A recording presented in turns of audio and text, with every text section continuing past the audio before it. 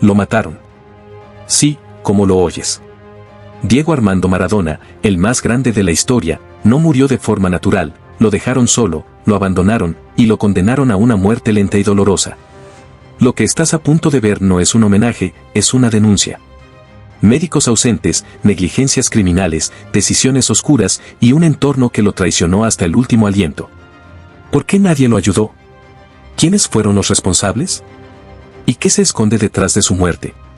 Suscríbete ya y activa la campanita, porque esta historia fue silenciada y hoy por fin se revela con nombres, detalles y verdades que estremecerán al mundo entero. Asterisco.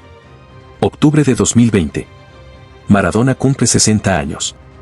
Pero ese día, no hubo festejo, hubo miedo. Diego Armando Maradona llegaba a una edad simbólica. 60 años. Se esperaba una celebración a lo grande, homenajes, sonrisas, emoción. Pero lo que el mundo vio fue otra cosa, una figura deteriorada, con pasos temblorosos y una mirada vacía. Aquel 30 de octubre, en plena pandemia, Maradona apareció en la cancha de Gimnasia y Esgrima de La Plata para ser homenajeado. El Diego, siempre lleno de energía, apenas podía mantenerse en pie. Las cámaras captaron una escena dolorosa, el ídolo caminaba desorientado, acompañado por dos personas que prácticamente lo sostenían. Su rostro era inexpresivo, su cuerpo, vencido. Los videos se hicieron virales. En las redes sociales y en los medios, la preocupación crecía. ¿Qué le pasaba al 10? ¿Por qué se veía tan mal? Algunos hablaban de cansancio. Otros, de una recaída. Pero lo cierto era que Maradona ya no estaba bien. Pocos días después, la verdad salió a la luz. Diego fue internado de urgencia en una clínica de La Plata. Lo que comenzó como una revisión general terminó en algo mucho más grave. Los médicos detectaron un hematoma subdural en el cerebro. Un coágulo peligroso, producto de un golpe no detectado a tiempo. La situación era crítica. La decisión fue inmediata, había que operar. Lo trasladaron a una clínica en Olivos y en cuestión de horas fue intervenido quirúrgicamente. La operación fue delicada, pero exitosa. El país respiró aliviado. El mundo celebró la noticia de que el Diego había salido adelante, pero pocos sabían que aquel éxito quirúrgico marcaba el comienzo del fin. Tras la operación, se anunciaron días de reposo y recuperación. Pero mientras los medios mostraban imágenes de esperanza, puertas adentro reinaba el caos.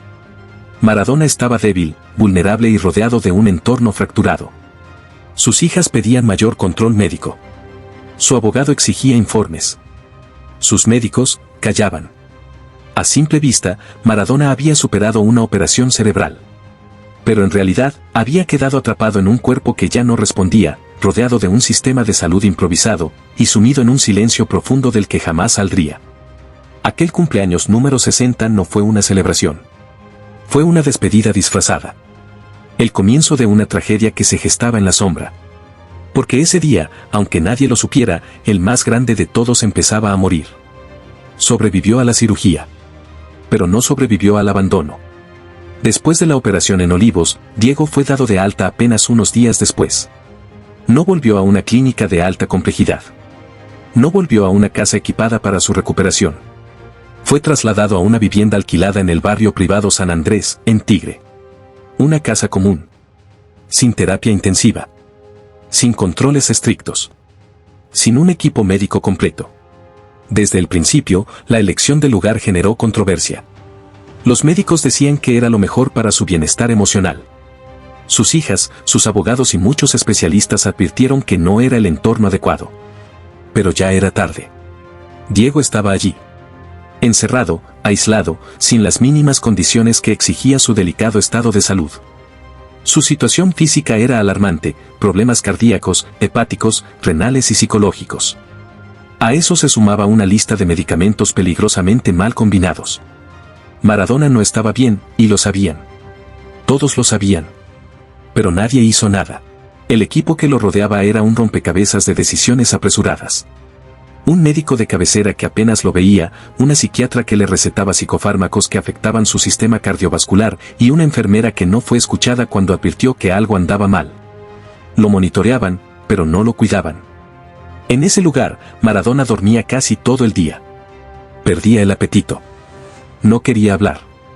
No caminaba. Su corazón, débil y dañado, daba señales de alerta.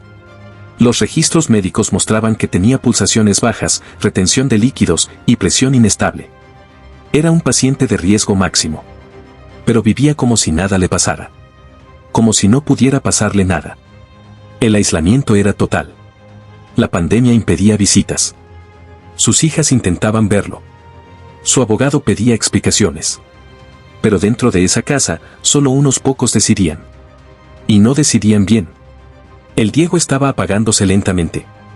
Ya no discutía. Ya no exigía. Ya no respondía. Su silencio era el grito más fuerte. Nadie escuchaba. Muchos lo recuerdan como un guerrero que vencía cada batalla. Pero esta no la estaba peleando. Esta la estaba perdiendo solo. Sin un equipo de verdad. Sin los cuidados que merecía. Rodeado de personas que lo acompañaban, pero que no supieron o no quisieron salvarlo. Maradona estaba vivo, pero su entorno ya lo daba por perdido. Y mientras el mundo creía que se recuperaba, la muerte lo esperaba en el silencio de esa casa. Era una mañana como cualquier otra, pero para Diego, era la última. 25 de noviembre de 2020. El sol salió temprano en el barrio San Andrés, en Tigre. En el silencio de una casa alquilada, dormía el ídolo más grande del fútbol argentino. O al menos, eso creían. Desde la noche anterior, algo no andaba bien. Diego no había cenado. No había hablado. No había respondido. Algunos intentaron justificarlo, está cansado, está durmiendo más de lo habitual. Pero en el fondo, todos sabían que algo estaba mal. Muy mal. A las 11:30 de la mañana, llegó el momento de la verdad. Uno de sus asistentes se acercó a su habitación para despertarlo. Golpeó la puerta. Llamó su nombre. No hubo respuesta. Entraron. Maradona estaba inmóvil, recostado, con una expresión serena, pero sin vida. El corazón de Diego Armando Maradona se había detenido. Y nadie lo notó a tiempo. El parte médico fue claro, paro cardiorrespiratorio. Pero lo que no fue tan claro fue lo que sucedió en esas horas decisivas. No había desfibrilador en la casa. Nadie aplicó maniobras de reanimación efectivas. Se llamó a la ambulancia, pero ya era demasiado tarde. Los minutos pasaban. El mundo aún no sabía lo que había ocurrido.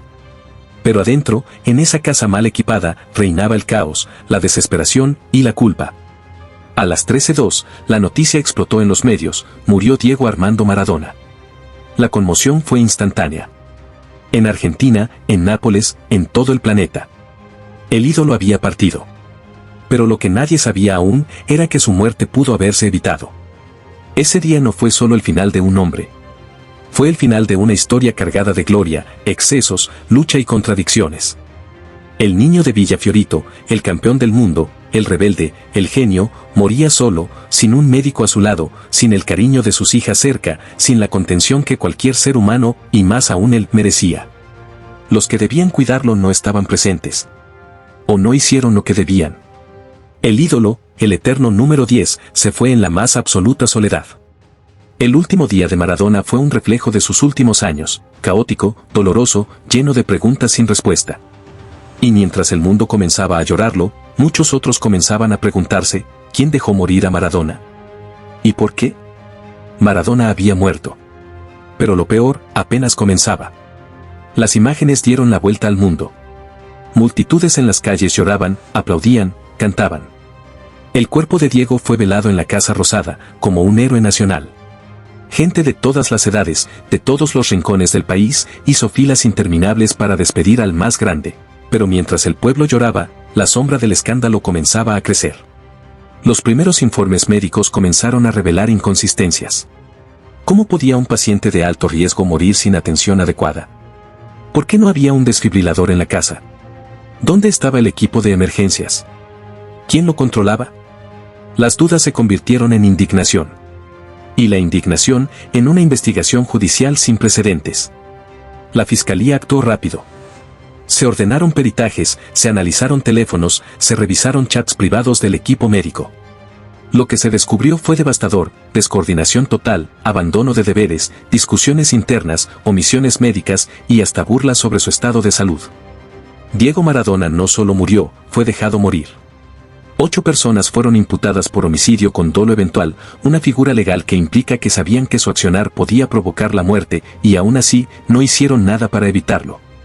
Entre los acusados, su médico de cabecera, su psiquiatra, psicólogo, enfermeros y coordinadores.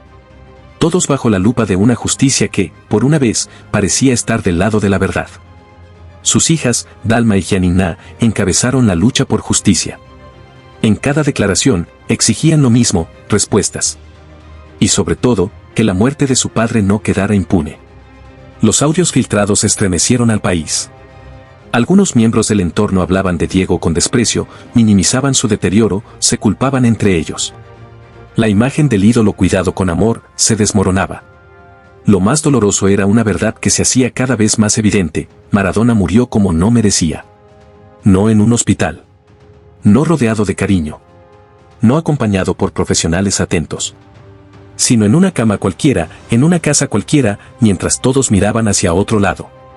Su muerte fue el reflejo cruel de una vida llena de excesos, manipulaciones y abandono. Pero también fue la chispa que encendió un nuevo fuego, el de la búsqueda de justicia, verdad y memoria. Porque Maradona ya no está. Pero su historia aún está muy viva. Y su final, más que una despedida, es una advertencia.